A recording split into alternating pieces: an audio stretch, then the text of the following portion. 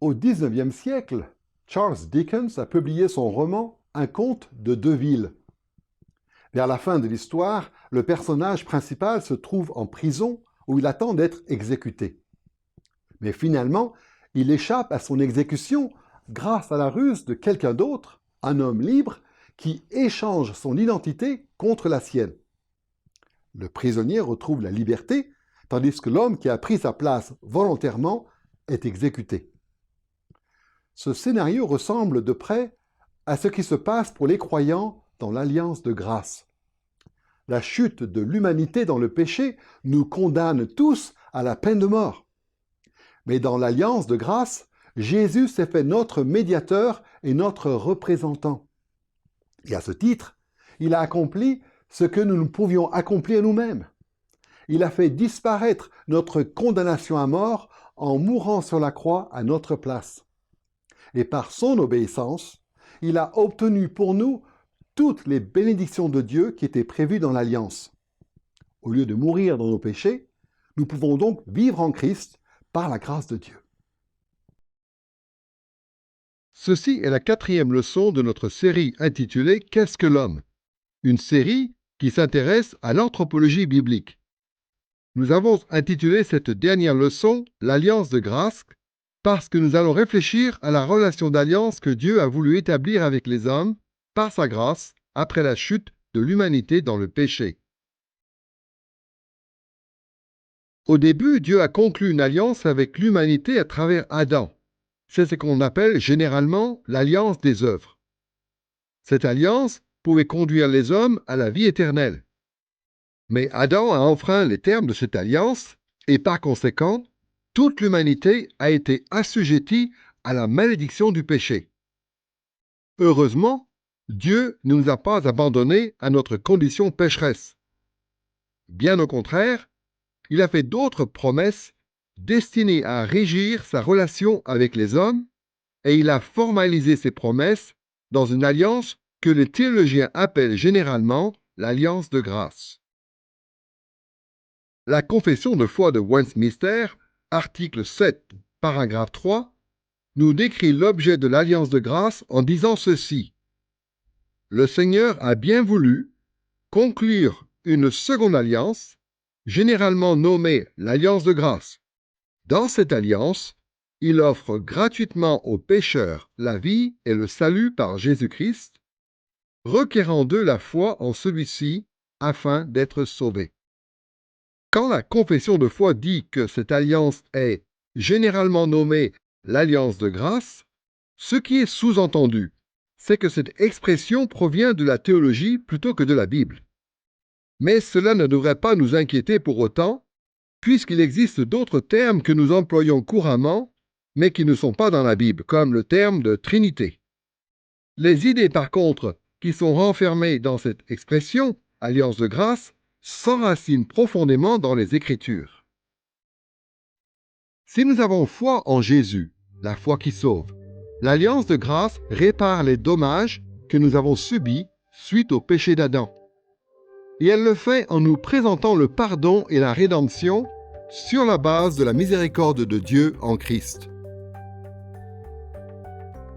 Cette leçon sur l'alliance de grâce sera divisée en 4 parties. D'abord, nous allons réfléchir à son origine dans le conseil éternel de Dieu. Ensuite, nous verrons les circonstances de sa mise en application du point de vue de la providence. Troisièmement, nous expliquerons quels sont les éléments de l'alliance de grâce.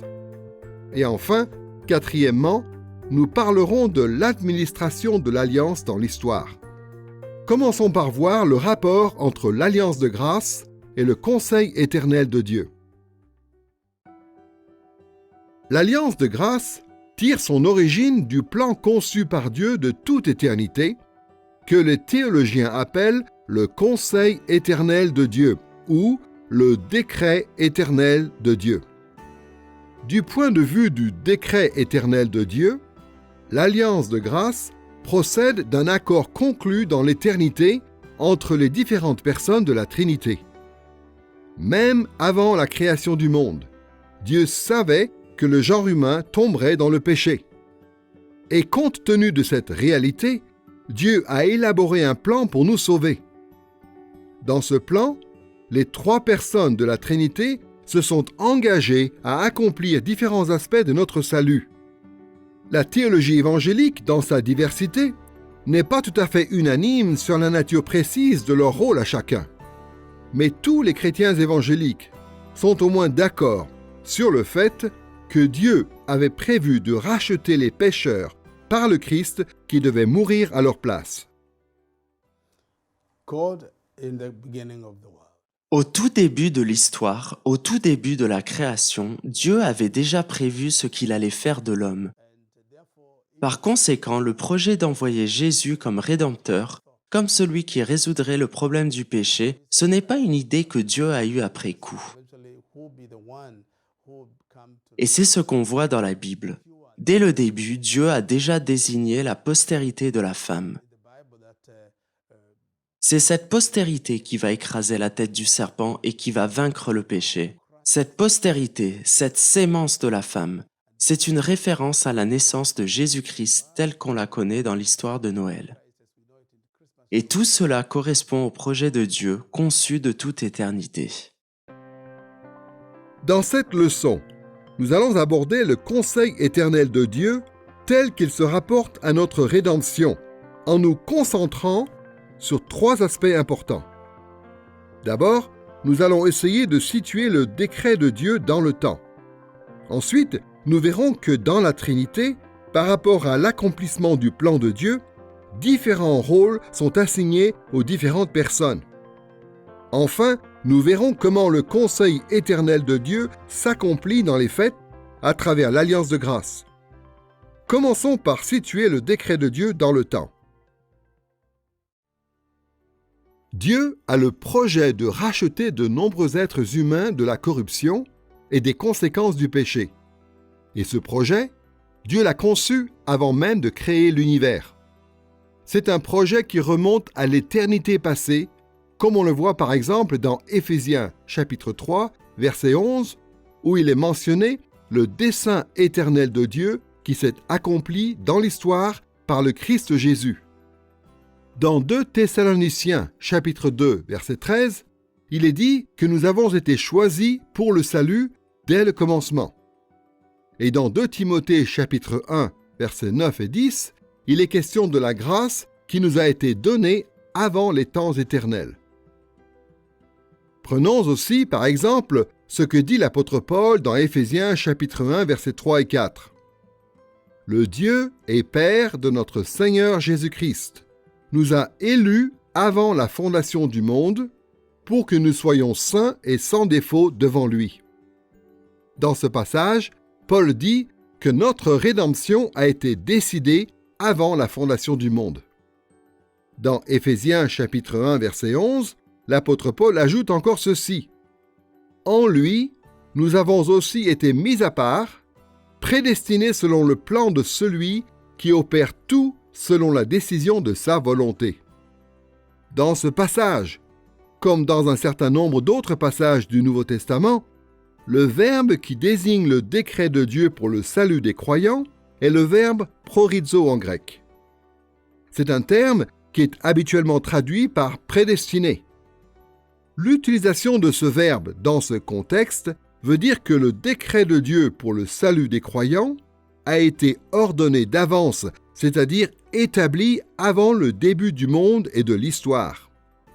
Ce verbe, prorizo, est aussi employé dans des passages comme Romains chapitre 8, versets 29 et 30, ou encore Éphésiens chapitre 1, verset 5. Il existe des traditions théologiques différentes et toutes n'ont pas la même conception du conseil éternel de Dieu tel qu'il se rapporte au salut.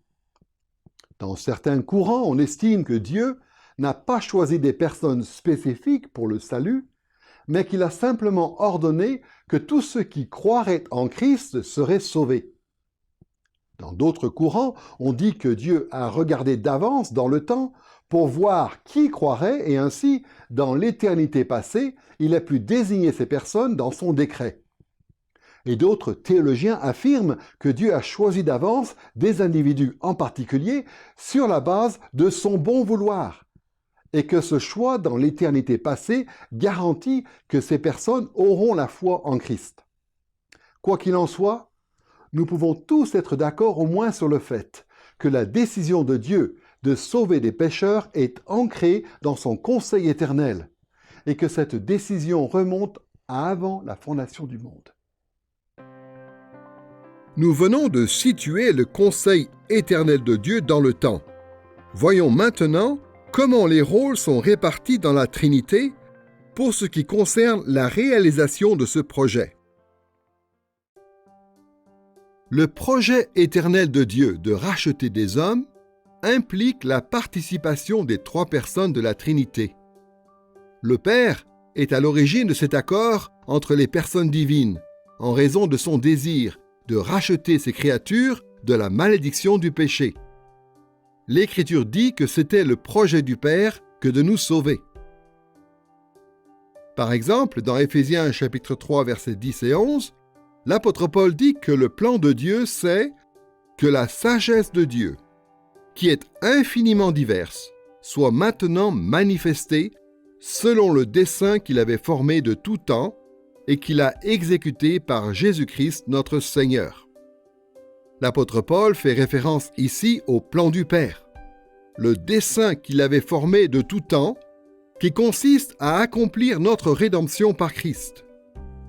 On retrouve la même idée dans Éphésiens chapitre 1, verset 4, dans 2 Thessaloniciens chapitre 2, verset 13, et dans 1 Pierre chapitre 1, verset 20. En accord avec le plan du Père, le Fils a consenti à ajouter à sa nature divine parfaite une nature humaine parfaite, afin de donner sa vie en rançon pour les pécheurs. C'est la raison pour laquelle, dans 2 Timothée chapitre 1, verset 9, l'apôtre Paul dit que la grâce nous a été donnée en Christ avant les temps éternels. Le rôle du Fils est mentionné aussi à cet égard dans Jean chapitre 17, versets 4 et 5. Le conseil éternel de Dieu prévoyait le rôle du Père et le rôle du Fils, et il prévoyait aussi le rôle du Saint-Esprit. Celui-ci a accepté d'oindre le Fils et de l'habiliter à accomplir son œuvre et aussi d'appliquer le salut à ceux qui seraient rachetés par le Fils. Voici ce que dit l'apôtre Paul dans 2 Thessaloniciens chapitre 2 verset 13.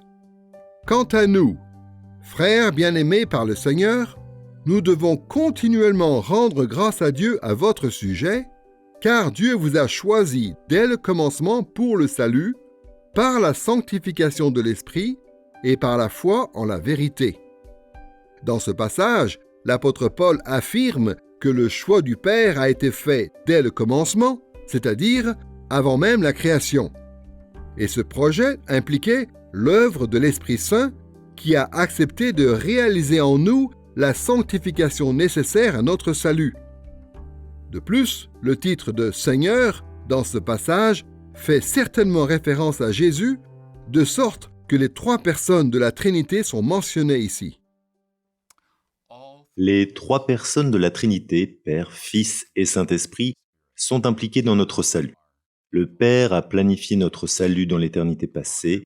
Il a choisi son peuple en dépit de ce que nous serions. Il nous a élus par sa grâce, élus en Christ, et il a conclu un accord avec le Fils, un accord qui prévoyait que le Fils viendrait nous racheter. Et le Père nous a donné au Fils, comme le dit Jésus lui-même dans Jean chapitre 17, le Père nous a donné à Jésus dans l'éternité avant même la création du monde. Et le Fils est venu, il a pris notre nature humaine, il a réalisé l'obéissance que nous devions à Dieu, mais que nous étions incapables de réaliser. Il s'est offert lui-même en sacrifice et il est ressuscité. Le Fils est venu comme celui qui accomplit notre salut. Le Père est le chef de projet. Il est celui qui planifie notre salut et qui a donné le Fils. Le Fils, donc, est celui qui accomplit notre salut et le Saint-Esprit est celui qui nous l'applique.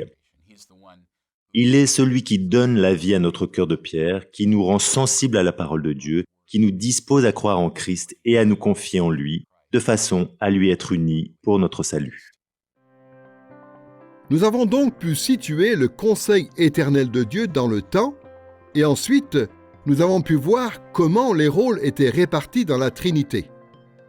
Maintenant, voyons comment le décret de Dieu s'accomplit dans les faits à travers l'Alliance de grâce. Le conseil éternel de Dieu, c'est le plan de Dieu pour l'histoire.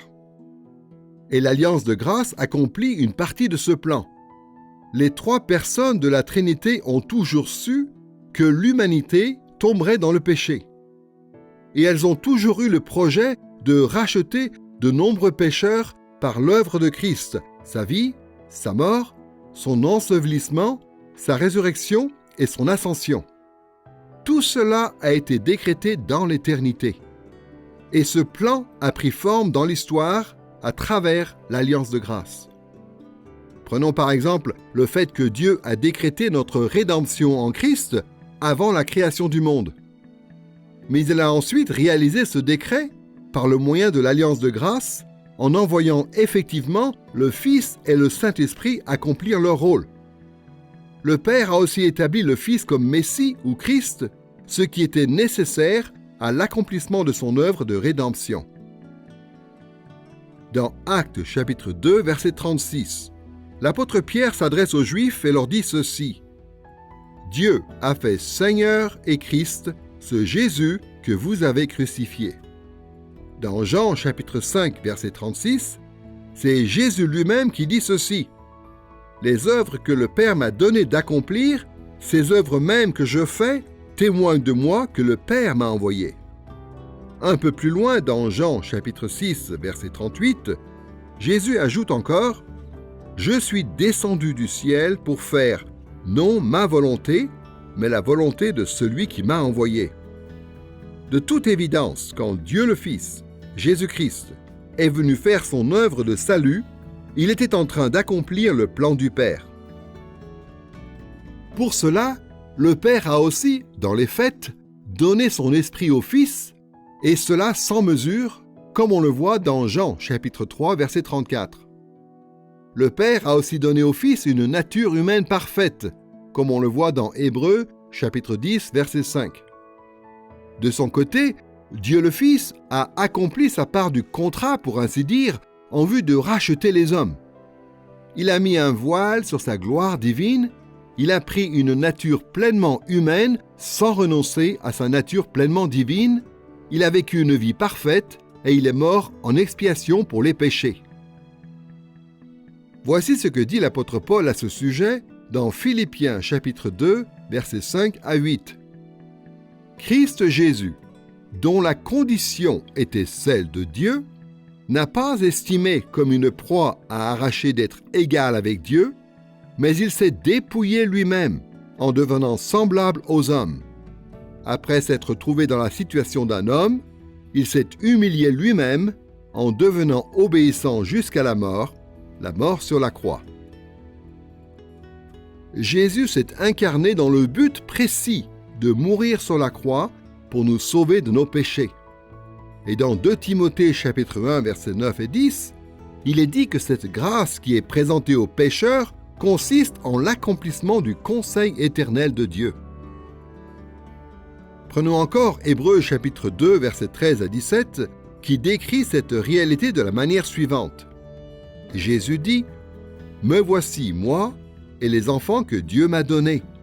Ainsi donc, puisque les enfants participent au sang et à la chair, lui aussi, d'une manière semblable, y a participé, afin de faire, par sa mort, l'expiation des péchés du peuple. » Dans ce passage, l'auteur interprète une citation d'Ésaïe chapitre 8 verset 18 en disant que le Fils, dans les faits, est venu pour mourir et pour faire l'expiation des péchés de tous ceux que le Père lui avait auparavant donnés, et cela en accomplissement du décret éternel de Dieu. Il y a des affirmations similaires dans Romains chapitre 8 versets 3 et 4 et dans Galates chapitre 4 versets 4 et 5. Et le Saint-Esprit aussi accomplit effectivement son rôle dans le plan de Dieu, conformément à son conseil éternel. Il a réalisé l'incarnation du Fils et l'a habilité pour accomplir son œuvre en opérant la conception de la nature humaine du Fils dans le sein de sa mère, Marie, comme cela nous est rapporté dans Matthieu chapitre 1, verset 20, et dans Luc chapitre 1, versets 34 et 35. Le Saint-Esprit a aussi rendu efficace la mort du Christ sur la croix, comme cela nous est dit dans Hébreux chapitre 9, verset 14. Et il a aussi agi puissamment dans la résurrection du Christ, d'après ce que dit l'apôtre Paul dans Romains chapitre 8, verset 11. De plus, dans les faits, le Saint-Esprit continue perpétuellement d'accomplir son rôle qui consiste à nous appliquer le salut. Il régénère notre esprit, comme on le voit dans Jean chapitre 3, versets 5 à 8, et dans Tite chapitre 3, versets 5 à 7. Il nous assiste dans notre lutte contre le péché, comme on le voit dans Romains chapitre 7, verset 6. Il nous confère les dons spirituels qui viennent avec notre salut, d'après 1 Corinthiens chapitre 12, verset 11. Et il scelle notre salut, comme cela nous est dit dans Éphésiens chapitre 1, versets 13 et 14.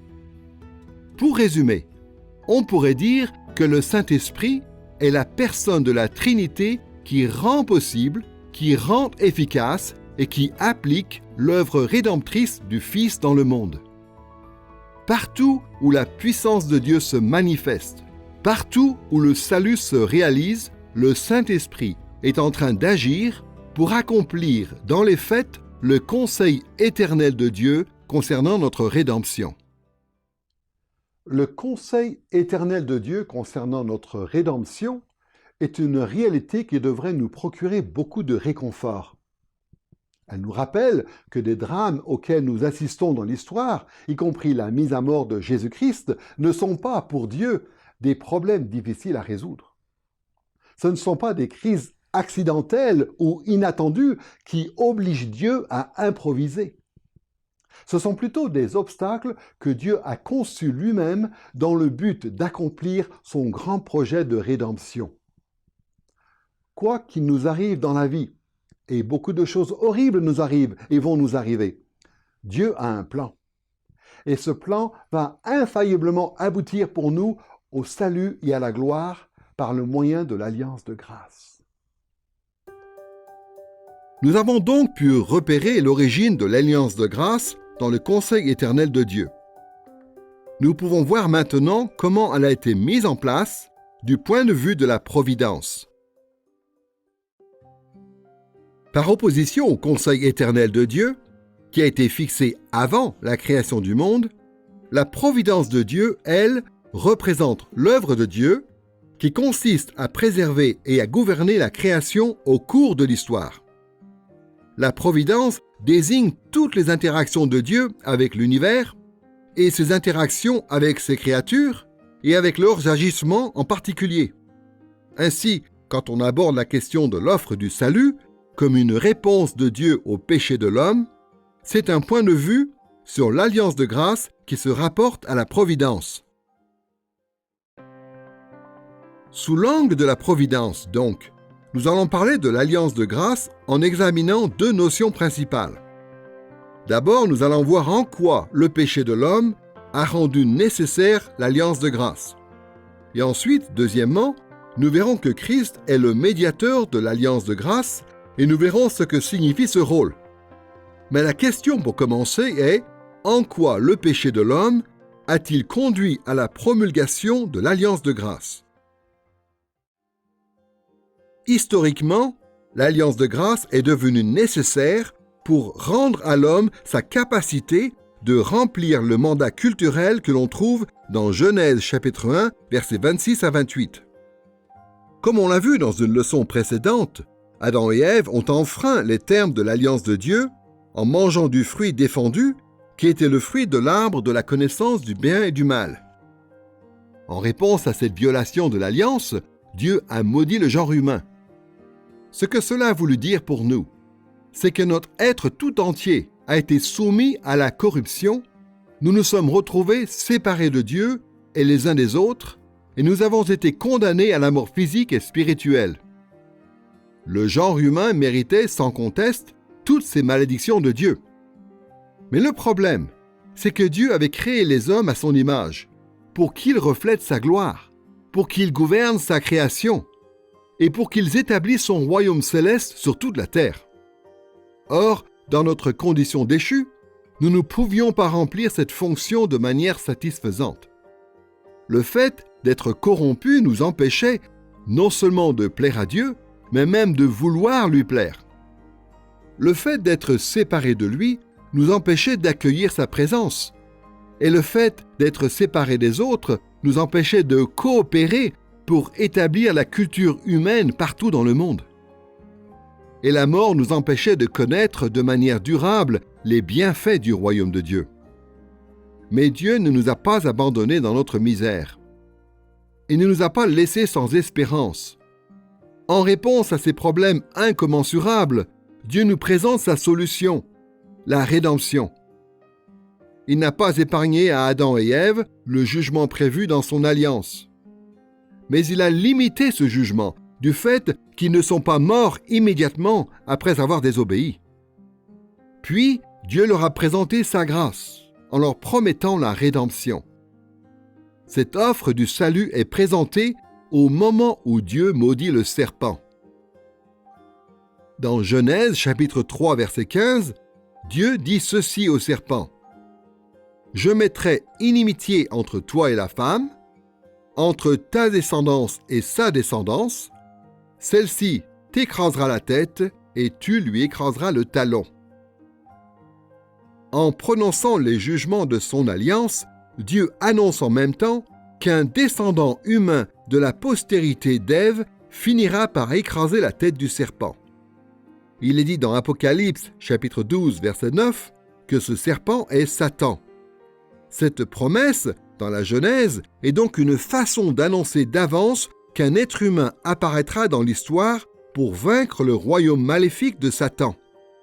Cette personne viendra au secours du genre humain pour sauver les hommes de l'oppression et de la condamnation du péché. En théologie, on désigne souvent cette promesse sous l'expression de proto-évangile, du grec proto-euagelion, c'est-à-dire le premier évangile. Ce premier évangile marque le début dans l'histoire de l'Alliance de grâce. Le théologien Louis Berkhof, qui a vécu de 1873 à 1957, explique en quoi cette alliance est une alliance de grâce dans sa théologie systématique, deuxième partie, section 3, chapitre 3. Il dit ceci: « On peut dire de cette alliance que c'est une alliance de grâce parce que dans cette alliance, Dieu autorise à un garant de remplir nos obligations à notre place, parce que Dieu lui-même fournit ce garant en la personne de son Fils, qui satisfait aux exigences de la justice, et parce qu'il permet à l'homme, par la grâce du Saint-Esprit qui opère en lui, d'assumer les responsabilités qui lui incombent dans l'alliance. Cette alliance tire son origine de la grâce de Dieu, elle est établie en vertu de la grâce de Dieu, et elle se réalise dans la vie des pécheurs par la grâce de Dieu.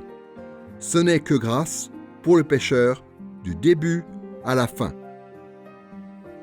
Dans la première alliance avec Adam, les bénédictions et les malédictions qui étaient prévues reposaient sur nos œuvres. En cas d'obéissance, nous recevions les bienfaits de l'alliance. En cas de désobéissance, nous en recevions les malédictions. C'est pourquoi cette première alliance de Dieu avec l'homme est généralement appelée l'alliance des œuvres. Mais l'alliance de grâce est différente. Cette alliance ne repose pas sur nos œuvres, elle repose sur les œuvres de Jésus. C'est lui qui remplit les termes de l'alliance à notre place pour nous. Et ensuite, il nous fait entrer par sa grâce au bénéfice de ce qu'il a mérité. Dans notre théologie, nous parlons d'un côté de l'alliance des œuvres que Dieu a conclue avec Adam avant la chute, et de l'autre côté de l'alliance de grâce que Dieu conclut avec l'humanité déchue après la chute, donc comme moyen de nous présenter son extraordinaire salut en Jésus-Christ. Et il est important de faire la distinction entre ces deux alliances. Les mécanismes sont différents dans ces deux alliances, mais en même temps, elles sont apparentées à certains égards, de manière organique. Pour ce qui est de leur différence, on peut souligner en particulier ces deux termes, œuvre et grâce. On pourrait dire que l'alliance des œuvres concerne avant tout la loi, tandis que l'alliance de grâce nous présente l'Évangile. Mais en disant cela, il est important de reconnaître quand même la relation qui existe entre les deux. Parce que la réalité, ce n'est pas que Dieu a simplement annulé l'alliance des œuvres après la chute des hommes. Ce n'est pas comme si Dieu avait dit « Bon, le péché, ce n'est pas si important finalement », ou bien « Obéir à ma loi, ce n'est pas si important finalement ». La bonne nouvelle de l'alliance de grâce, c'est justement en partie que Christ est venu pour satisfaire aux exigences de la loi de Dieu. Christ a accompli tout ce qui était exigé dans l'alliance des œuvres. Il a parfaitement obéi à la loi de Dieu et il a aussi subi la peine qui était prévue en cas de désobéissance. Et donc, en considérant le Christ qui nous est présenté dans l'alliance de grâce, nous sommes incités à nous réfugier en lui et à nous confier en lui, car il est celui qui a parfaitement rempli les exigences que Dieu, à l'origine, faisait reposer sur les hommes. Du point de vue de la providence, Dieu aurait pu tout simplement condamner les hommes après le premier péché. Mais comme on l'a vu, cela n'aurait pas permis d'accomplir le projet que Dieu avait pour l'humanité. Le problème, c'est que l'alliance des œuvres ne prévoyait pas de moyens pour que la désobéissance puisse être pardonnée. De plus, Dieu ne pouvait pas simplement ignorer les termes de l'alliance, puisqu'une alliance est un engagement solennel. Et Dieu ne peut pas briser un serment qu'il a prononcé. Comme solution au problème, Dieu a donc établi l'alliance de grâce. On peut imaginer l'alliance de grâce comme un prolongement de l'alliance des œuvres. L'alliance de grâce incorpore tous les éléments de l'alliance des œuvres, y compris la bienveillance de Dieu, l'exigence de loyauté qui repose sur les hommes et les conséquences en cas de fidélité ou d'infidélité. Ainsi, l'alliance des œuvres est perpétuée. Mais Dieu y ajoute maintenant des éléments supplémentaires en termes de bienveillance divine, en termes de loyauté des hommes et en termes de conséquences. Et ce sont ces ajouts qui ouvrent le chemin de notre rédemption. Donc, nous voyons que l'alliance de grâce, du point de vue de la providence de Dieu, a été rendue nécessaire par le péché des hommes. Nous allons voir maintenant le rôle de Christ, qui est le médiateur de l'alliance de grâce.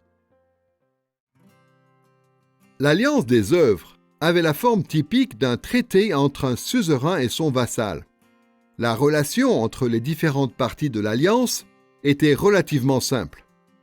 Dieu était le suzerain, le genre humain était le vassal, et Adam agissait en qualité de chef ou de représentant du peuple vassal de Dieu. Dans l'alliance de grâce, on retrouve les mêmes parties dans les mêmes positions. Dieu est toujours le suzerain, le genre humain est toujours le vassal, et Adam, au moins au début, est toujours le chef ou le représentant des hommes.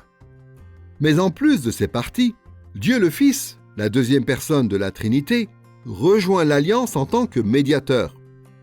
Ainsi, le Fils intercède pour le peuple de l'alliance. Il nous réconcilie avec Dieu en portant notre culpabilité et en subissant la peine de nos péchés à notre place. Il préserve à la fois l'intégrité de l'alliance et la vie de son peuple en prenant sur lui les malédictions de l'alliance pour nous en délivrer. Parallèlement, en obéissant aux exigences de l'alliance relatives à la loyauté des hommes, le Fils a mérité toutes les bénédictions prévues dans l'alliance. Et ensuite, il fait prendre part à ces bénédictions les pécheurs qu'il a rachetés. Quand Louis Berkhof parle du garant de l'Alliance dans sa théologie systématique, deuxième partie, section 3, chapitre 3, c'est au Fils qu'il fait référence dans ce rôle de médiateur. Voici encore ce qu'il dit. On peut dire que c'est une alliance de grâce parce que Dieu autorise à un garant de remplir nos obligations à notre place et parce que Dieu lui-même fournit ce garant en la personne de son Fils.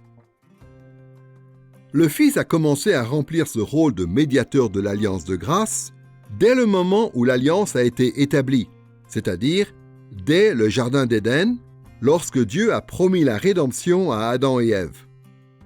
Et le Fils n'a eu de cesse de remplir ce rôle depuis ce moment-là. Pendant toute l'époque de l'Ancien Testament, la médiation du Fils a permis aux croyants d'être pardonnés et sauvés, et cela sur la base de l'œuvre que le Fils devait accomplir et qui était déjà promise. Personne, à aucun moment de l'histoire, n'a jamais été sauvé sur la base de ses propres mérites ou de ses propres performances, puisqu'aucune œuvre d'obéissance ne pourrait jamais effacer notre péché. Et personne n'a jamais été sauvé non plus sur la base des sacrifices d'animaux, puisqu'aucun animal ne pourrait jamais se substituer de manière satisfaisante à un être humain. Voici comment l'auteur de l'Épître aux Hébreux en parle dans Hébreux chapitre 10, verset 11. « Tout sacrificateur se tient à son poste chaque jour pour faire son service et offrir souvent les mêmes sacrifices qui ne peuvent jamais ôter les péchés. » Et l'apôtre Paul ajoute cette explication dans Colossiens chapitre 2, verset 17. « Tout cela n'est que l'ombre des choses à venir, mais la réalité est celle du Christ. » Une des questions qu'on se pose très spontanément, une fois qu'on a compris qu'on est sauvé sur la base de l'œuvre de Christ dans l'histoire, c'est la suivante. Et les gens de l'Ancien Testament, est-ce qu'ils étaient sauvés? Est-ce que l'œuvre de Christ pouvait les sauver alors qu'elle n'avait pas encore eu lieu? Ou bien est-ce que Dieu agissait selon des règles différentes à l'égard des hommes à cette époque-là? La Bible nous dit qu'ils étaient sauvés par le moyen de la foi en les promesses que Dieu leur avait faites. Voilà ce qui était suffisant pour qu'ils soient sauvés. Mais la question demeure, sur quelle base Dieu pouvait-il offrir le salut à un croyant de l'Ancien Testament qui manifestait une vraie foi authentique? Ils ne le savaient peut-être pas, mais la base unique et nécessaire de leur salut et du salut de quiconque, ce sont les mérites de Jésus-Christ. Dans un sens, on peut dire que les croyants de l'Ancien Testament étaient des chrétiens anonymes. Ils ne pouvaient pas, de leur vivant, être pleinement conscients de ce qui constituait la base de leur salut. Mais soyons bien certains qu'il n'y a pas d'autre nom sous le ciel par lequel qui que ce soit puisse être sauvé, ni avant ni après sa croix. Les ordonnances de l'Ancien Testament étaient des symboles que le peuple de Dieu accomplissait par la foi. Mais la puissance de ces symboles reposait sur l'œuvre du Fils en tant que médiateur. C'est la raison pour laquelle Abraham s'est réjoui à la pensée de voir le jour de Jésus, comme il est dit dans Jean chapitre 8, verset 56. C'est aussi la raison pour laquelle tant de personnages du Nouveau Testament affirment que Moïse et les prophètes annonçait l'œuvre que Jésus devait accomplir. C'est Abraham qui le dit par exemple dans la parabole de Lazare et de l'homme riche dans Luc chapitre 16 versets 29 à 31. Philippe le dit aussi dans Jean chapitre 1 verset 45. Paul le dit dans Actes chapitre 26 verset 22 et au chapitre 28 verset 23.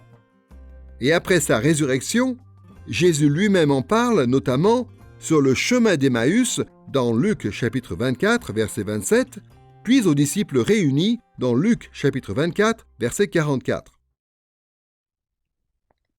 Le rôle du Fils en tant que médiateur de l'alliance de grâce est centré sur son incarnation sous le nom de Jésus, sur sa vie parfaite caractérisée par la foi et l'obéissance, sur sa mort sur la croix, sur sa résurrection d'entre les morts et sur son ascension au ciel.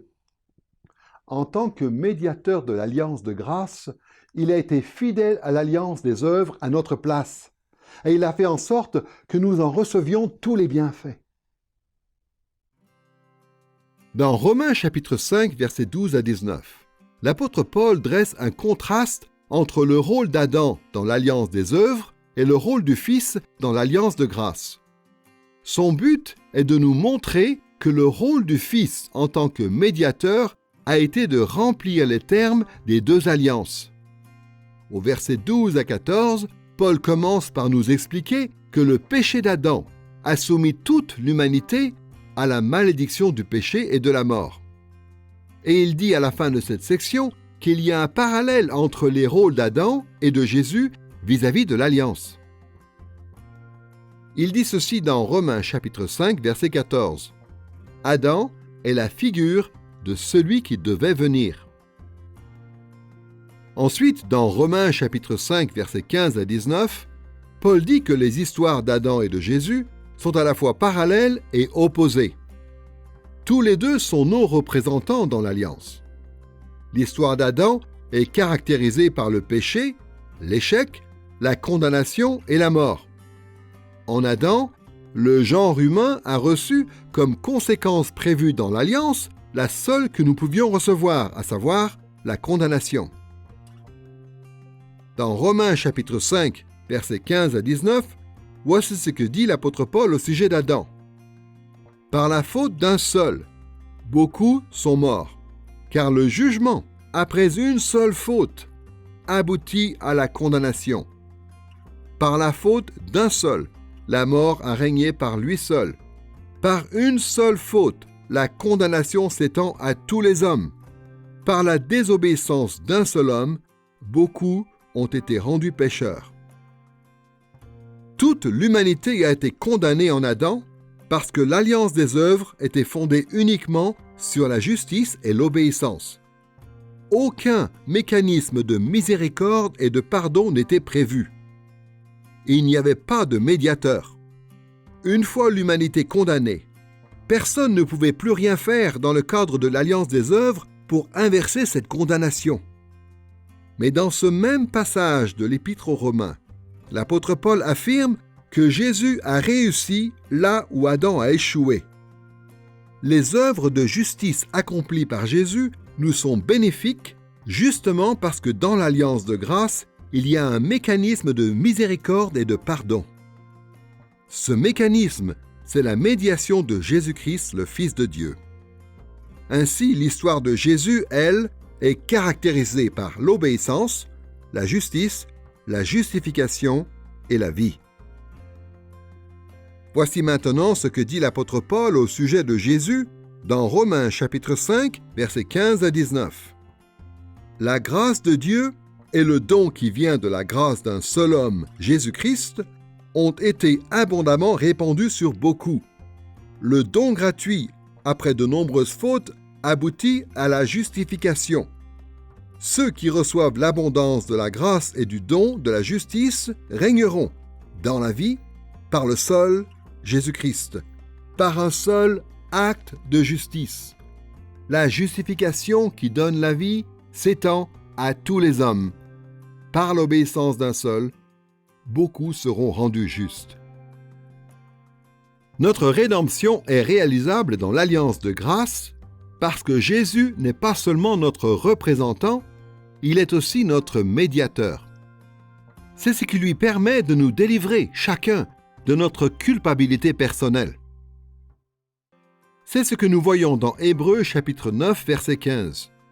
Christ est le médiateur d'une nouvelle alliance, afin qu'une mort ayant eu lieu pour le rachat des transgressions commises sous la première alliance, ceux qui sont appelés reçoivent la promesse de l'héritage éternel. Et dans 1 Timothée chapitre 2, versets 5 et 6, l'apôtre Paul dit ceci: « Il y a un seul médiateur entre Dieu et les hommes, le Christ Jésus homme, qui s'est donné lui-même en rançon. » Le rôle de Jésus en tant que médiateur de l'alliance de grâce est vraiment étonnant. Ce qui me frappe avant tout, c'est que Jésus est à la fois le prêtre et le sacrifice qui valide l'alliance de grâce, ou la nouvelle alliance si vous préférez. Dans le récit des évangiles, lors du dernier repas, Jésus explique que sa mort sacrificielle est significative sur deux plans. D'une part, il s'agit bien d'un sacrifice expiatoire par lequel Jésus supporte la colère de Dieu dirigée contre nos péchés, à notre place, pour nous en délivrer. Mais d'autre part, il a aussi expliqué que sa mort servait à entériner l'alliance, comme un sacrifice inaugural. Dans l'évangile selon Matthieu et dans l'évangile selon Luc, Jésus dit clairement que son sang inaugure la nouvelle alliance. Sa mort est donc le sacrifice qui déclenche l'ère de la nouvelle alliance. Donc Jésus est à la fois le prêtre qui offre le sacrifice et en même temps, et c'est surprenant, il est le sacrifice lui-même. Jésus est le médiateur de l'alliance, un médiateur qui est à la fois pleinement homme et pleinement Dieu. Et c'est ce rôle qui lui permet d'expier nos péchés en mourant à notre place. Et puisque cette solution que Dieu a fournie au problème du péché des hommes sera pour toujours valide, il n'y aura désormais plus jamais de raison que Dieu, dans sa providence, nous présente une autre alliance, un autre représentant ou un autre médiateur que ceux qu'il nous présente dans l'alliance de grâce. Jusqu'ici dans cette leçon, nous avons pu réfléchir à l'alliance de grâce dans son rapport avec le conseil éternel de Dieu et ensuite dans son rapport avec la providence. Nous passons maintenant à la troisième grande partie de cette leçon, les éléments de l'alliance. Nous avons commencé cette série consacrée à l'anthropologie biblique en nous intéressant à l'origine de l'humanité. Nous avons décrit la relation d'alliance que les hommes avaient avec Dieu à l'origine en comparant les termes de cette relation aux traités internationaux qui existaient dans le Proche-Orient ancien et qui encadraient la relation entre les suzerains et leurs vassaux. Il y avait dans ces traités 3 éléments caractéristiques. D'abord, le rappel de la bienveillance du suzerain envers son vassal. Ensuite, la description de la loyauté qui était attendue de la part du vassal envers le suzerain. Enfin, la mention des conséquences qui étaient prévues en cas de fidélité ou d'infidélité du vassal à l'égard des termes de l'alliance. Avec ces éléments, ce type de traité typique du Proche-Orient ancien avait valeur de loi qui régissait les relations entre certaines nations. Et les alliances que Dieu conclut avec l'humanité ressemblent à ce type de traité. La première alliance avec Adam, celle qu'on appelle l'alliance des œuvres, était fondée sur la bienveillance de Dieu envers les hommes. En l'occurrence, Dieu a créé nos premiers parents, il leur a donné de l'autorité sur la création et il leur a fourni la nourriture et un habitat. En retour, Dieu exigeait la loyauté des hommes sous la forme d'un service sincère, à la fois sacerdotal et royal. Notamment, Dieu a mandaté Adam et Ève pour qu'ils cultivent pour lui le jardin d'Éden et pour qu'ils étendent son royaume sur toute la terre.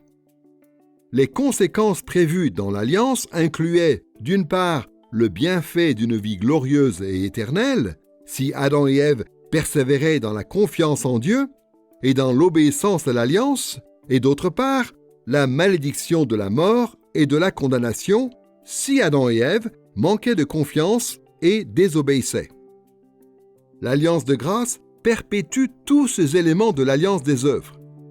Mais l'Alliance de grâce les enrichit aussi pour tenir compte de la nature pécheresse de l'homme et du rôle de Christ comme médiateur.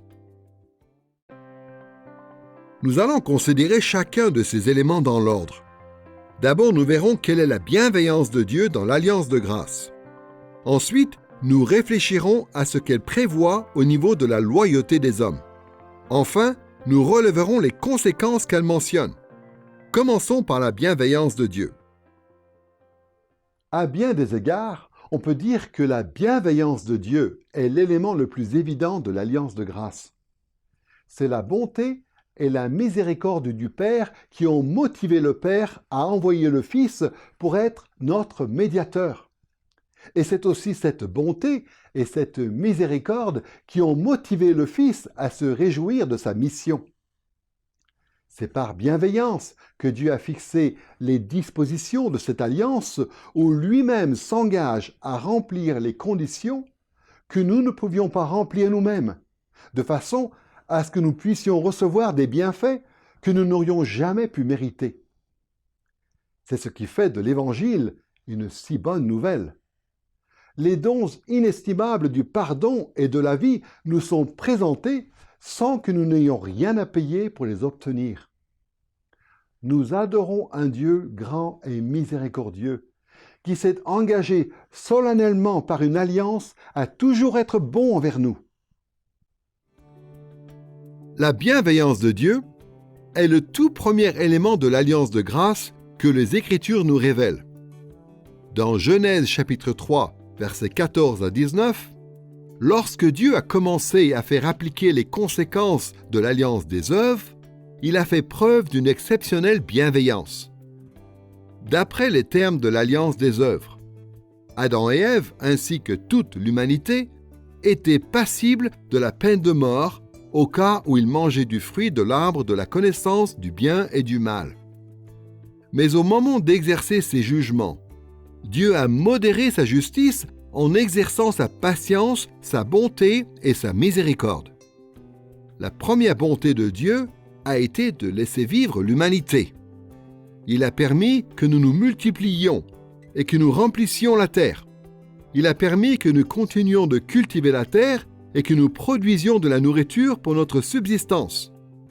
Mais surtout, Dieu a promis de nous envoyer un Rédempteur qui renverserait la malédiction du péché. En s'adressant au serpent, dans Genèse chapitre 3 verset 15, Dieu dit ceci: « La descendance de la femme t'écrasera la tête et tu lui écraseras le talon. » Comme on l'a dit un peu plus tôt dans cette leçon, ce jugement de Dieu exprime de manière figurée le fait qu'un jour, un être humain devait venir pour vaincre le royaume de Satan et pour nous délivrer de la malédiction du péché. Cette promesse en soi représente déjà un don extraordinairement bienveillant de la part de Dieu. Mais Dieu a magnifié sa bienveillance en nous envoyant comme Rédempteur son propre Fils. Jésus a accepté de porter nos péchés en sa personne sur la croix. Même avant son incarnation, il a accepté de remplir le rôle de médiateur ou du garant dans l'alliance de grâce. Et le Saint-Esprit, lui aussi, a fait preuve d'une grande bienveillance en acceptant d'œuvrer au sein de l'humanité déchue pour nous amener à la foi afin que nous recevions effectivement le don du salut. L'apôtre Paul évoque ce rôle du Saint-Esprit dans 1 Corinthiens chapitre 2, versets 12 à 14, où il dit ceci: « Nous avons reçu l'Esprit qui vient de Dieu afin de savoir ce que Dieu nous a donné par grâce. L'homme naturel ne reçoit pas les choses de l'Esprit de Dieu, car elles sont une folie pour lui, et il ne peut les connaître parce que c'est spirituellement qu'on en juge. » Cette idée se retrouve dans d'autres passages, comme dans Jean chapitre 6, versets 63 à 65, ou encore dans Éphésiens chapitre 2, versets 8 et 9. Évidemment, il existe différents courants théologiques et ils ne sont pas tous d'accord sur la façon dont le Saint-Esprit œuvre pour nous amener à la foi. Pour illustrer le rôle du Saint-Esprit dans la conversion d'un pécheur, il faut s'imaginer deux routes ou deux chemins. Un des chemins représente le fait de recevoir Christ comme son sauveur. L'autre chemin représente le fait de rejeter Christ. Tous les chrétiens évangéliques devraient être d'accord sur le fait que c'est le Saint-Esprit qui fait en sorte, selon sa providence, que les gens entendent l'Évangile et sont invités à faire un choix entre ces deux chemins. Mais il existe au moins 3 points de vue différents sur le rôle exact du Saint-Esprit dans ce processus. Tout d'abord, dans certaines traditions théologiques, on estime que les êtres humains ont la capacité naturelle de choisir le chemin du salut ou le chemin de la perdition. Dans cette perspective, le rôle du Saint-Esprit, dans sa providence, consiste surtout à réunir les conditions pour que les êtres humains découvrent le message de l'Évangile. D'autres traditions théologiques affirment aussi que le Saint-Esprit orchestre les circonstances de notre vie de façon à ce que nous puissions découvrir l'Évangile. Mais elles affirment aussi que les hommes déchus n'ont pas la capacité naturelle de répondre positivement à l'Évangile. Dans notre condition déchue, nous ne sommes capables que de choisir le chemin de la perdition. Donc, dans cette perspective, le Saint-Esprit nous accorde une grâce prévenante, c'est-à-dire une grâce qui précède la foi et qui nous rend capables de choisir le chemin du salut. Une fois que nous avons reçu cette grâce, les deux chemins sont ouverts et nous pouvons choisir de recevoir Christ ou de le rejeter. La troisième position affirme aussi que le Saint-Esprit agit par sa providence pour nous faire entendre l'Évangile et affirme, comme la deuxième position, que nous n'avons pas la capacité naturelle de choisir le chemin de la vie. Mais dans cette perspective, le Saint-Esprit dispense une grâce irrésistible à ceux qu'il choisit de sauver. Cette grâce non seulement nous rend capables de choisir le chemin du salut, mais a pour effet certain de nous le faire choisir.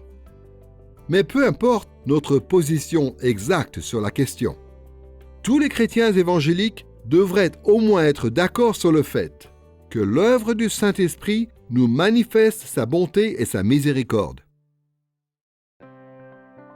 Nous venons de voir l'élément de la bienveillance de Dieu dans l'alliance de grâce. Passons maintenant à la loyauté des hommes. L'alliance de grâce exige de la part des hommes leur obéissance absolue à Dieu, comme c'était le cas dans l'alliance des œuvres. En fait, les exigences sont même plus élevées dans l'alliance de grâce en ce qui concerne la loyauté des hommes.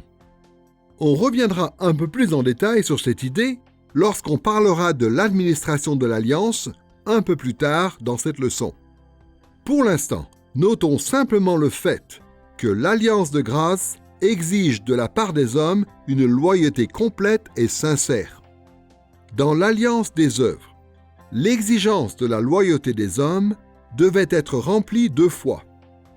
D'une part, cette exigence devait être satisfaite par Adam, qui était notre représentant dans l'alliance. Si Adam avait été pleinement fidèle à Dieu, son obéissance aurait eu valeur d'obéissance collective pour toute l'humanité. Et bien qu'Adam ait échoué dans ce domaine, l'alliance de grâce n'efface pas les termes qui avaient été fixés et auxquels nous sommes soumis. Nous ne pouvons pas nous soustraire au jugement de l'alliance sous prétexte que nous ne pouvons pas changer notre passé. Mais d'autre part, l'alliance des œuvres exige aussi notre loyauté individuelle. Ève, par exemple, n'a pas seulement été jugée parce qu'elle faisait partie de la race d'Adam. Elle a aussi été jugée pour ses propres actes. Manifestement, Dieu exigeait aussi sa propre obéissance à titre personnel. Il aurait été possible, en l'occurrence, qu'Adam obéisse à Dieu, mais qu'un de ses descendants succombe au péché. Dans ce cas, bien que le péché de ce descendant ne puisse pas condamner toute l'humanité, au moins lui, en tant que pécheur, aurait été condamné.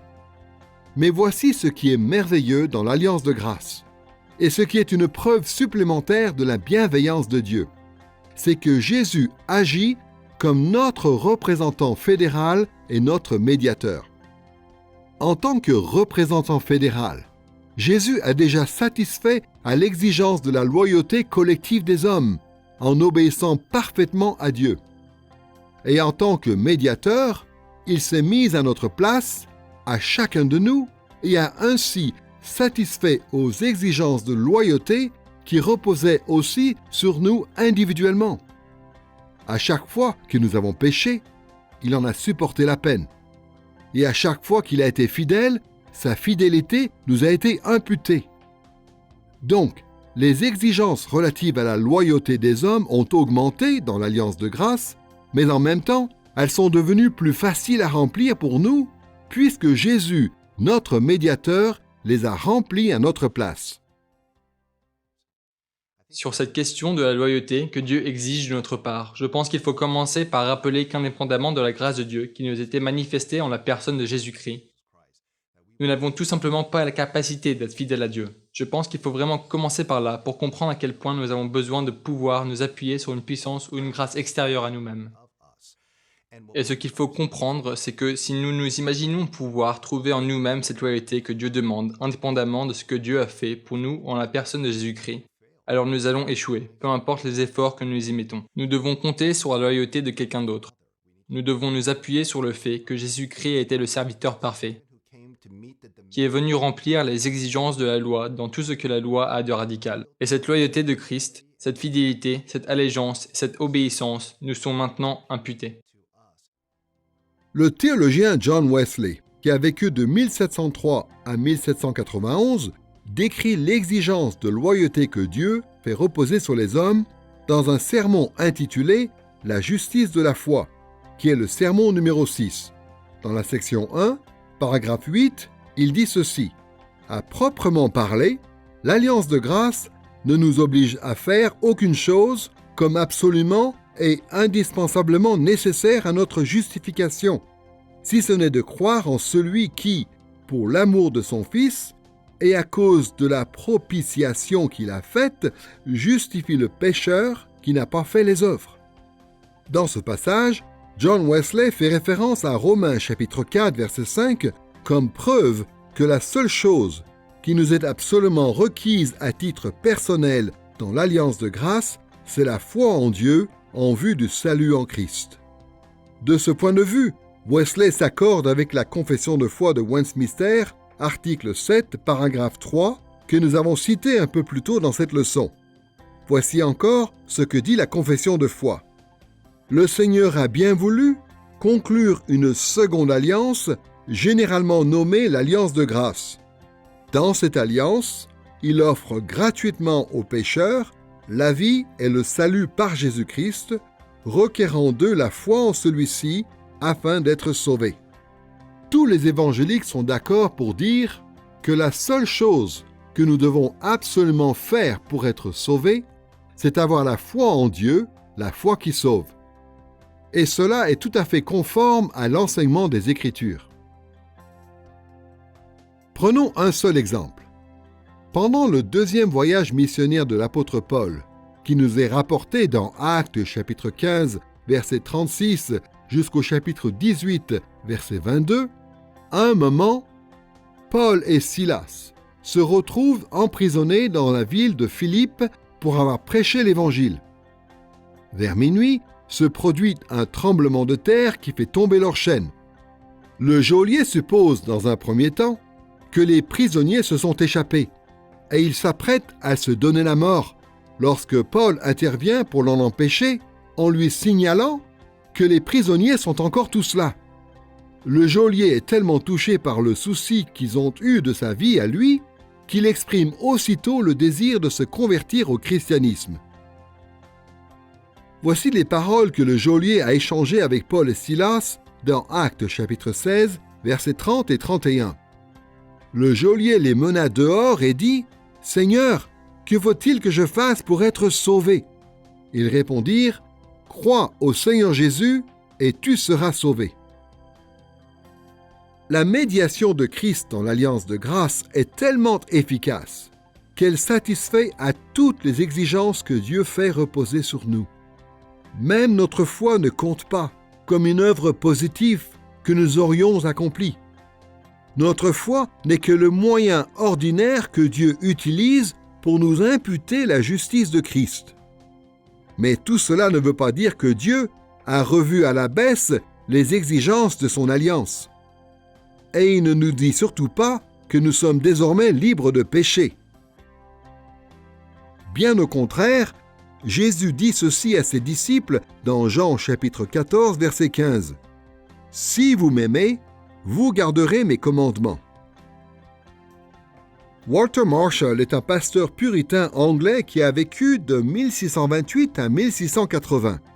Dans un livre intitulé « Le mystère évangélique de la sanctification », en anglais « The Gospel Mystery of Sanctification », au chapitre 8, il évoque cette question de l'obéissance dans l'alliance de grâce. Il dit ceci. « Cela fait partie, effectivement, de notre salut que d'être délivré du joug de l'alliance des œuvres. Mais le but de cette délivrance n'est pas que nous ayons la liberté de pécher, ce qui est, en fait, le pire des esclavages, mais que nous puissions accomplir la loi royale selon la vraie liberté. Quel étrange salut que celui qu'ils désirent, ceux qui n'ont aucune attirance pour la sainteté. Ils voudraient être sauvés tout en restant morts dans le péché, étrangers à la vie de Dieu, privés de son image, défigurés par l'image de Satan, esclaves de celui-ci et asservis à leur propre convoitise odieuse et complètement impropres à trouver leur bonheur éternel en Dieu dans la gloire. Ce n'est pas un tel salut que le Christ nous a acquis par son sang. Il y a toujours eu des chrétiens pour prétendre que, si nous professons la foi en Jésus, cela suffit et que nous n'avons pas besoin de nous soucier d'obéir à Dieu. Mais les Écritures affirment clairement que les vrais croyants sont quand même tenus de faire preuve d'amour et de loyauté sincère envers Dieu.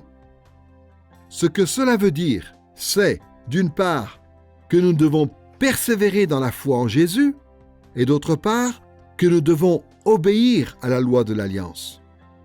C'est ce qu'on peut voir dans des passages comme Jacques chapitre 2, versets 22 à 25, ou encore Apocalypse chapitre 14, verset 12. Bien sûr, si nous croyons vraiment à l'Évangile, il est impossible que nous ne soyons pas sauvés. Le sacrifice de Jésus garantit que nous ne ferons jamais l'objet de la malédiction de Dieu.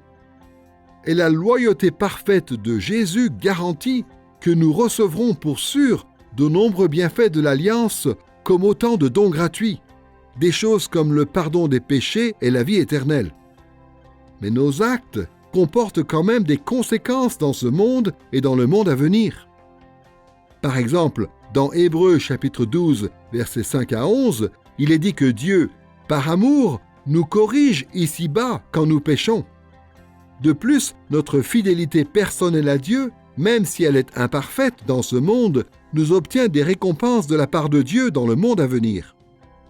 C'est ce qu'on voit dans Matthieu chapitre 6, verset 20, dans Marc chapitre 10, verset 21, ou encore dans Luc chapitre 12, versets 33 et 34. Quand on réfléchit à la loyauté des hommes dans le cadre de l'Alliance de grâce, il est donc important de se rappeler que Jésus a complètement enlevé notre malédiction. Tant que nous lui demeurons fidèles, nous pouvons être certains que nous n'aurons pas à subir les conséquences négatives et éternelles qui sont prévues par Dieu dans son alliance. Mais nous demeurons quand même dans l'obligation de ne pas pécher. De la même façon, nous recevons et nous allons recevoir de nombreux bienfaits qui nous ont été acquis par Christ et qui ne dépendent pas de notre propre loyauté. Pourtant, l'Alliance nous oblige quand même à lui obéir. Nous sommes sauvés par la grâce, par le moyen de la foi en Jésus-Christ. Il n'y a aucun autre moyen d'être sauvés. Et du coup, certains seraient tentés de nous demander « Mais alors, quelle motivation avez-vous d'obéir à Dieu? Quelle motivation avez-vous de l'aimer ?» À mon avis, la motivation nous est donnée dans les versets qui suivent juste après. Tout cela vient d'Éphésiens, chapitre 2, bien sûr, où il est dit ceci. « Nous sommes l'ouvrage de Dieu. Nous avons été créés en Christ Jésus pour des bonnes œuvres. » Donc, si nous sommes sauvés par la grâce, par le moyen de la foi, poursuivons tout simplement la logique. Nous allons pratiquer des bonnes œuvres. Inversement, si nous ne pratiquons pas de bonnes œuvres, qu'est-ce que ça veut dire? Je pense que c'est une question légitime. Sommes-nous vraiment, dans ce cas, sauvés par la grâce, par le moyen de la foi en Jésus-Christ? Nous avons donc pu relever les éléments de l'Alliance de grâce qui sont d'abord la bienveillance de Dieu, puis la loyauté des hommes. Nous pouvons aborder maintenant les conséquences qui sont prévues dans l'Alliance de grâce. Du point de vue des conséquences légales, l'Alliance de grâce perpétue et augmente les conséquences qui étaient prévues dans l'Alliance des œuvres.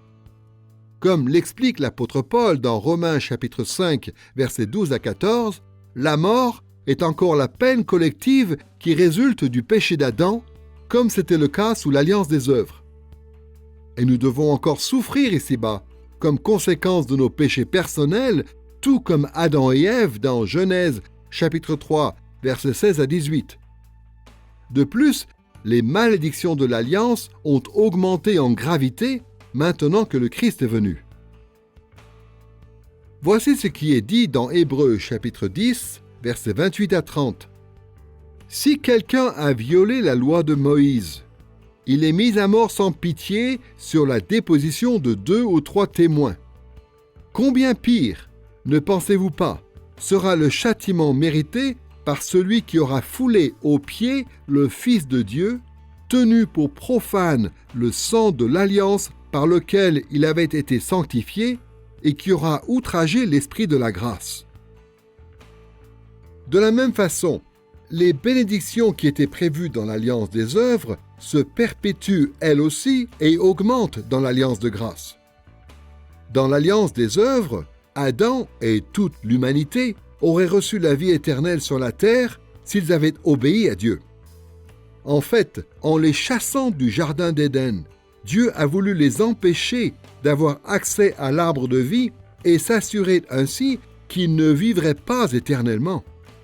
Mais l'Alliance de grâce rétablit ce bienfait en communiquant la vie éternelle, autant sur le plan physique que spirituel. Dans l'Alliance de grâce, il est promis aux croyants de pouvoir vivre éternellement dans le paradis sur terre dans la nouvelle création. Nous aurons accès de nouveau à l'arbre de vie, comme l'apôtre Jean nous le dit dans Apocalypse chapitre 21 verset 1 jusqu'au chapitre 22 verset 5. Mais plus encore, notre rédemption sous l'Alliance de grâce augmente les bienfaits que nous recevons, les faisant dépasser ceux qui étaient prévus dans l'Alliance des œuvres. Par exemple, une fois atteinte la dernière étape de notre rédemption, la possibilité même de pécher avec ses conséquences aura définitivement disparu. Dans une leçon précédente, nous avons cité saint Augustin, l'évêque d'Hippone, qui a vécu de l'an 354 à 430. Il décrivait l'état initial de l'humanité avant la chute sous l'expression « posse non peccare », ce qui veut dire que les hommes avaient la capacité de ne pas pécher. Mais sous l'alliance des œuvres, ils avaient aussi la capacité de pécher, ou en latin « posse peccare ». Et saint Augustin a dit que par notre rédemption en Christ, nous pourrons un jour atteindre l'état de non posse peccare, c'est-à-dire où nous serons dans l'incapacité de pécher. Cet état final sera de loin supérieur à ce que nous pouvions espérer de meilleur sous l'alliance des œuvres, puisque nous serons pour toujours au bénéfice certain des bénédictions de Dieu. De plus, sous l'alliance de grâce, parmi les bienfaits qui sont les nôtres, il y a notre union avec Christ. L'apôtre Paul était tellement épris de cette idée qu'il y fait constamment référence dans ses épîtres. Les expressions « en Christ Jésus »,« dans le Seigneur » ou « en lui » apparaissent plus de 100 fois dans ses écrits. Certains théologiens voient dans cette union avec Christ une affaire de représentation fédérale. D'autres y voient une union spirituelle. Et d'autres encore pensent qu'il s'agit des deux à la fois. Dans tous les cas, si nous sommes unis à notre médiateur Jésus-Christ, c'est que nous avons une relation personnelle avec lui qui entraîne des conséquences bénéfiques pour notre vie tout entière. Les bienfaits qui en découlent dépassent de loin tout ce que nous aurions pu recevoir dans l'alliance des œuvres. Maintenant, nous recevons les bienfaits que Christ lui-même mérite en tant que Fils parfait de Dieu et chef de son royaume, au lieu des seuls bienfaits que nous aurions pu mériter par nous-mêmes. Sans oublier, bien sûr, parmi toutes ces bénédictions, le fait que, si nous avons foi en Jésus, il supporte aussi les malédictions de l'alliance à notre place. Quand nous péchons, nous continuons d'enfreindre l'alliance de Dieu et de mériter les conséquences négatives prévues dans l'alliance. Mais au lieu de nous punir, Dieu transfère notre punition à Jésus, et Jésus s'en est déjà chargé sur la croix. Donc pour les croyants, l'alliance de grâce ne prévoit aucune malédiction. Elle ne nous présente que des bénédictions. Pour cette raison, certains anciens théologiens font référence au péché d'Adam comme à un événement bienvenu ou heureux. Bien sûr, en péchant, Adam a fait le mal et Dieu l'a condamné avec raison. Mais la rédemption qui nous est présentée dans l'alliance de grâce est tellement supérieure à la condition qu'avaient les hommes initialement qu'en fait, en fin de compte, le péché d'Adam nous est avantageux. Le théologien scolastique Thomas d'Aquin, qui est né autour de 1225 et qui est mort en 1274, décrit cette réalité dans sa somme théologique, troisième partie, question 1, article 3, solution à la troisième objection. Il en parle de la manière suivante. Rien n'empêche que la nature humaine ait été élevée à un niveau supérieur après le péché, car Dieu permet le mal pour en tirer un plus grand bien. Comme dit saint Paul, là où le péché a abondé, la grâce a surabondé. et l'on chante « Heureuse faute qui nous valut d'avoir un si grand Rédempteur ». L'alliance de grâce ajoute tellement d'éléments merveilleux à la relation de Dieu avec son peuple que le nombre de ses bienfaits nous semble infini. La bienveillance de Dieu est magnifiée par la rédemption qu'il nous offre et par la nomination de son propre Fils comme notre médiateur. L'alliance exige la loyauté des hommes, mais cette exigence est remplie par notre médiateur à notre place, et il nous envoie l'aide de son Saint-Esprit pour que nous progressions dans la foi, dans l'obéissance et dans la sanctification. Pour tous ceux qui croient, les malédictions de l'Alliance ont été enlevées, tandis que les bénédictions de l'Alliance sont d'autant plus grandes que nous prenons part à l'héritage de Jésus lui-même. Sous l'alliance des œuvres, l'échec d'Adam a mis l'humanité dans une position très difficile devant Dieu. Mais la rédemption qui nous est présentée dans l'alliance de grâce compense infiniment cette situation. Jusqu'ici, nous avons pu réfléchir à l'alliance de grâce d'abord dans son rapport avec le conseil éternel de Dieu, puis dans son rapport avec la providence. Et à l'instant, nous avons pu passer en revue les éléments de l'alliance de grâce. Passons maintenant à la dernière partie de cette leçon qui va concerner l'administration de l'alliance dans l'histoire. L'alliance de grâce a été gouvernée ou administrée par un certain nombre de représentants au fil de l'histoire. En abordant cette question de l'administration de l'alliance de grâce dans l'histoire, il est important de reconnaître d'emblée que différents courants théologiques perçoivent cette administration de différentes manières. Et souvent, la raison de ces différences tient à la façon dont on définit qui est le peuple de l'Alliance. Certains, par exemple, pensent que seuls les croyants sont inclus dans l'Alliance de grâce. D'autres pensent que l'Alliance inclut les croyants et leurs enfants. D'autres encore abordent la question sous un angle différent. Ils disent qu'il y a une succession historique d'administrations différentes de l'Alliance, et que l'Alliance incluait au départ toute l'humanité, mais qu'elle est devenue de plus en plus restrictive ou exclusive avec chaque nouvelle administration. Et il existe encore d'autres points de vue. Quand on pense au royaume de Dieu tout au long du canon de l'Écriture et tout au long de l'histoire de la rédemption, on peut voir qu'il y a des changements dans la façon dont le royaume est administré, quand on passe d'une alliance biblique à une autre, jusqu'à ce que ces alliances culminent en Christ. Et donc, par exemple, surtout dans l'Ancien Testament, on voit que Dieu réalise son plan salvateur à travers la nation d'Israël, par le moyen de l'Ancienne Alliance. Et on voit que Dieu s'occupe surtout d'une nation particulière, et qu'il met en place une théocratie, une représentation visible de son royaume. Et c'est à travers cette nation que le Messie va venir, le Seigneur Jésus. Et dans cette façon d'administrer le royaume, on voit qu'il y a beaucoup de choses qui sont liées à un lieu particulier, à un territoire particulier, à un mode de gouvernement bien particulier, et ainsi de suite.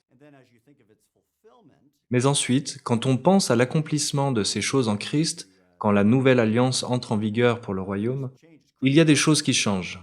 Évidemment, c'est Christ qui règne. C'est lui qui accomplit la figure et les ombres contenues dans l'Ancien Testament. Il remplit la fonction de David et de Moïse. Et c'est lui qui, par sa vie, sa mort et sa résurrection, inaugure le royaume et introduit le règne salvateur de Dieu dans ce monde et constitue une communauté internationale, ce qu'on appelle l'Église, l'homme nouveau, juifs et non-juifs ensemble.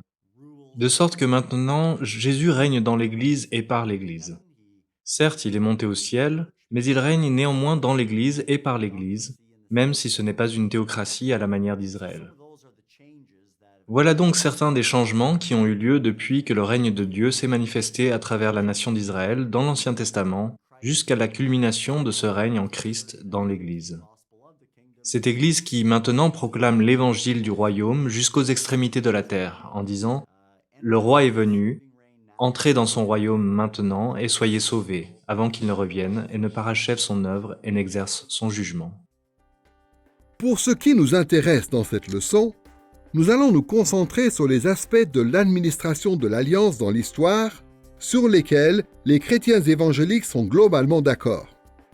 Nous allons en particulier considérer les développements successifs de l'Alliance à l'époque de ses représentants ou de ses chefs les plus évidents, à savoir Adam, Noé, Abraham, Moïse, le roi David et Jésus. Nous verrons aussi en quoi ces développements historiques pointaient vers l'accomplissement du projet de Dieu pour l'humanité. Comme on l'a vu, l'Alliance de grâce a été établie dès l'époque d'Adam dans Genèse chapitre 3 verset 15, immédiatement après la chute d'Adam dans le péché. Puisqu'Adam était le chef ou le représentant fédéral de l'Alliance à ce moment-là, les théologiens qualifient souvent cette période d'administration adamique de l'Alliance. Dans cette administration, il est proposé aux humains d'être réconciliés avec Dieu. En étant ainsi réconciliés, ils peuvent reprendre leur travail qui consiste à bâtir le royaume de Dieu dans le monde entier. Cette intention est évidente, non seulement dans le fait que Dieu n'a pas voulu faire disparaître l'humanité, mais aussi dans le récit qui concerne les descendants fidèles d'Adam et Ève dans Genèse chapitre 4, verset 25, jusqu'au chapitre 5, verset 32. Voici le début de ce passage, dans Genèse chapitre 4, versets 25 et 26. La femme d'Adam enfanta un fils et l'appela du nom de Seth. À Seth aussi, il naquit un fils qu'il appela du nom d'Enoch. C'est alors que l'on commença à invoquer le nom de l'Éternel. Le fait que les hommes ont commencé à invoquer le nom de l'Éternel montre qu'ils étaient déterminés à remplir leurs obligations par rapport à lui et à son alliance. La généalogie qui suit dans le texte montre en effet qu'ils étaient fidèles à leur devoir qui consistait à se multiplier et à remplir la terre de gens qui seraient autant d'images et de ressemblances de Dieu. En fait, ces mots mêmes d'image et de ressemblance sont employés dans ce passage dans Genèse chapitre 5, versets 1 et 3. Après l'époque d'Adam, l'alliance a été renouvelée à l'époque de Noé après le déluge. L'administration dite noachique de l'alliance est mentionnée dans Genèse chapitre 6, verset 18 et au chapitre 8, verset 21 jusqu'au chapitre 9, verset 17. Comme on l'a vu dans une leçon précédente, cette administration incorpore explicitement tous les termes de l'administration précédente sous la gouvernance d'Adam. Pour rappel, voici ce que Dieu dit à Noé dans Genèse chapitre 6, verset 18. « Avec toi, j'établirai mon alliance. » Le verbe qui est ici traduit par « j'établirai » en hébreu est le verbe « kum ». C'est le verbe qu'on emploie normalement pour confirmer ou renouveler une alliance qui existe déjà. L'administration noachique de l'alliance a ajouté au bienfait de l'alliance la promesse que Dieu a faite de ne plus jamais détruire la terre par le moyen d'un déluge. Dieu a même établi l'arc-en-ciel comme signe de son alliance. Ainsi, Dieu a garanti une certaine stabilité de la vie sur la terre, de façon à ce que son peuple puisse poursuivre les bénédictions de l'alliance. Dieu a aussi réaffirmé à l'attention des hommes son projet concernant la croissance de son royaume en donnant à Noé et à sa famille le même ordre qu'il avait donné à Adam et Ève. Dans Genèse chapitre 9, verset 1, il leur dit ceci : « Soyez féconds, multipliez-vous et remplissez la terre. » Après Noé, on trouve Abraham, qui est lui aussi un représentant évident du peuple de l'Alliance.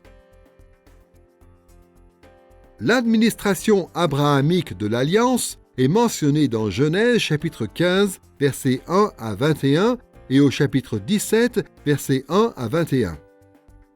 Sous la gouvernance d'Abraham, l'Alliance continue d'inclure les termes de l'administration noachique, mais elle s'enrichit de nouveaux éléments, comme la promesse de Dieu de faire de la descendance d'Abraham une grande nation et de bénir toutes les nations à travers cette descendance. Pendant cette administration, Dieu fait connaître qu'il va accomplir son projet pour l'humanité à travers la descendance d'Abraham, notamment à travers la nation d'Israël. C'est ce peuple qui sera chargé d'étendre le royaume de Dieu sur toute la terre. Comme le dit l'apôtre Paul dans Romains chapitre 4, verset 13, « L'héritage du monde a été promis à Abraham et à sa descendance. » Quand l'apôtre Paul dit qu'Abraham doit recevoir en héritage le monde entier, à mon avis, ce n'est rien de foncièrement nouveau. Ce n'est pas une nouvelle interprétation que propose l'apôtre Paul. Il rappelle tout simplement l'histoire que Dieu a débutée avec Abraham. Et dans cette œuvre de rédemption que Dieu démarre avec Abraham, par son alliance, il y a dedans le programme tout entier. Et je pense que tout est résumé et comme en germe dans les 3 premiers versets de Genèse chapitre 12. Il y a là des promesses spécifiques faites à Abraham qui concernent sa propre personne. Il deviendra une grande nation, sa descendance deviendra cette grande nation et son nom sera grand. Et puis au verset 3, il y a un élargissement au monde entier. Toutes les familles de la terre seront bénies en toi. Et donc il y a déjà là des grandes lignes d'un vaste programme qui va concerner en fin de compte le monde entier.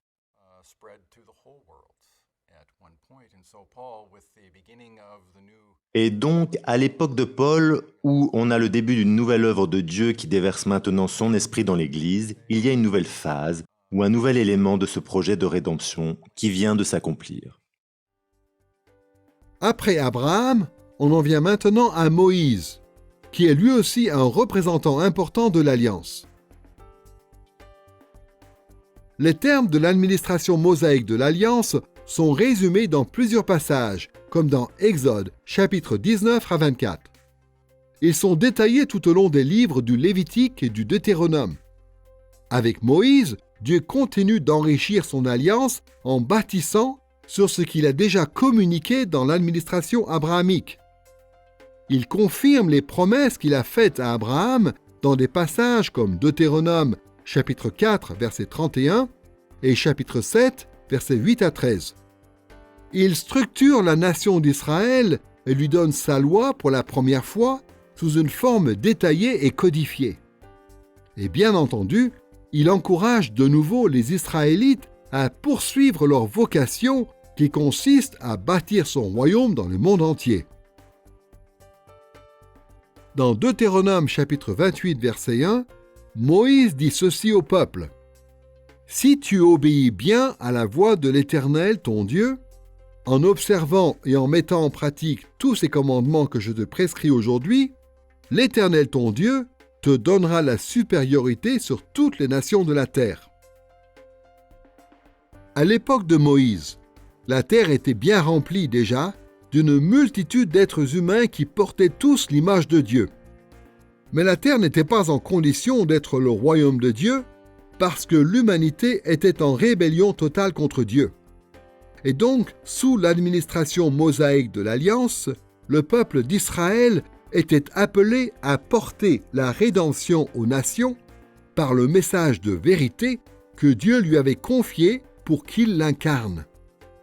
En réussissant à assumer ce mandat, le peuple fidèle de Dieu pourrait régner en son nom sur toute la terre. Après Moïse, le prochain développement significatif de l'Alliance se produit avec le roi David. L'administration davidique de l'Alliance est décrite dans 2 Samuel chapitre 7 et au psaume 89 et 132. Sous la gouvernance de David, Dieu a confirmé l'administration mosaïque de l'Alliance, mais il a aussi fait connaître que les plus grands bienfaits de l'Alliance viendraient avec le règne de David et de sa descendance. Au psaume 89, versets 4 et 5, il est dit ceci. « J'ai conclu une alliance avec mon élu. J'ai fait un serment à David, mon serviteur. J'affermirai ta descendance pour toujours et bâtirai ton trône de génération en génération. » Après le roi David arrive celui qui était et qui est le dernier représentant notable de l'Alliance, Jésus. Contrairement aux autres administrations de l'Alliance, qui portent typiquement le nom de leur représentant, l'administration de Jésus est généralement appelée tout simplement la Nouvelle Alliance. Ce nom provient à l'origine de Jérémie chapitre 31, verset 31, un passage qui est cité dans Hébreux chapitre 8, verset 8. Le prophète Jérémie annonce que Dieu va un jour établir une alliance permanente et inviolable dans laquelle son peuple serait certain de recevoir tous les bienfaits de l'alliance. Et la nuit où Jésus a été livré pour être crucifié, pendant le dernier repas, le Seigneur lui-même a dit que sa mort allait ratifier cette nouvelle alliance. Jésus s'adresse à ses disciples et il leur dit dans Luc chapitre 22, verset 20, « Cette coupe est la nouvelle alliance en mon sang qui est répandue pour vous. » Les mots en hébreu et en grec qui sont traduits par l'adjectif « nouvelle » en français sont les mots « shadash » en hébreu et « kainos » en grec.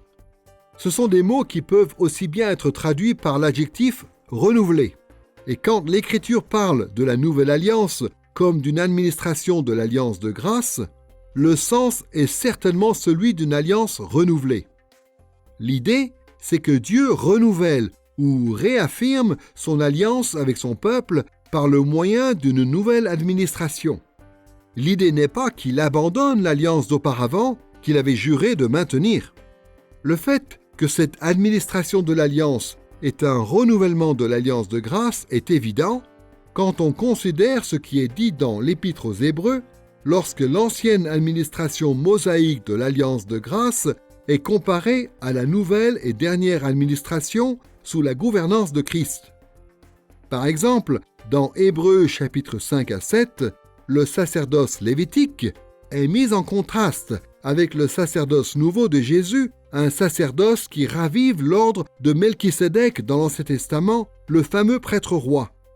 Hébreux chapitre 8 se réfère à Jérémie chapitre 31 pour montrer que la nouvelle alliance est meilleure que l'ancienne. Et le contexte de Jérémie chapitre 31 nous montre clairement que cette prophétie annonce en fait le rétablissement et le renouvellement des bénédictions prévues sous l'administration mosaïque de l'Alliance. Dans Hébreux, chapitre 8, l'auteur introduit enfin le terme d'alliance. C'est l'alliance entérinée par le sacrifice du Seigneur Jésus.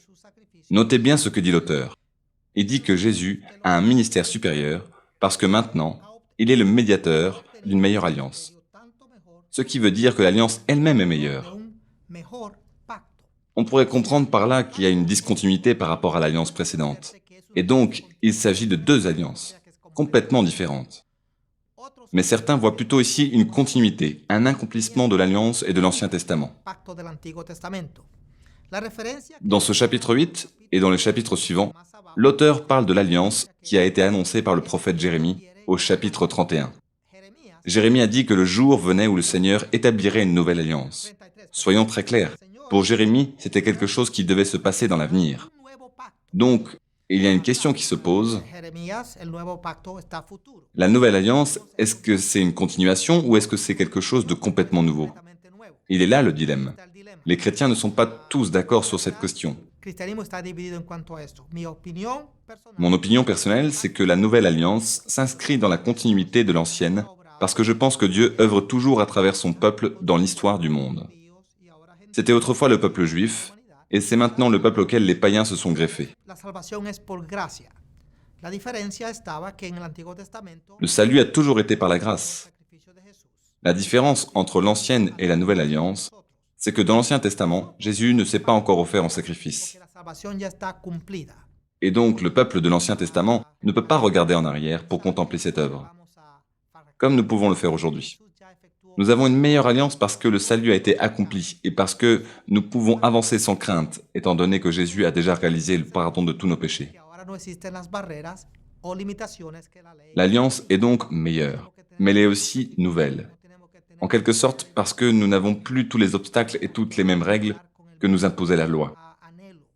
Plus besoin de sacrifices, plus besoin d'interdits alimentaires, plus besoin de fêtes rituelles, etc.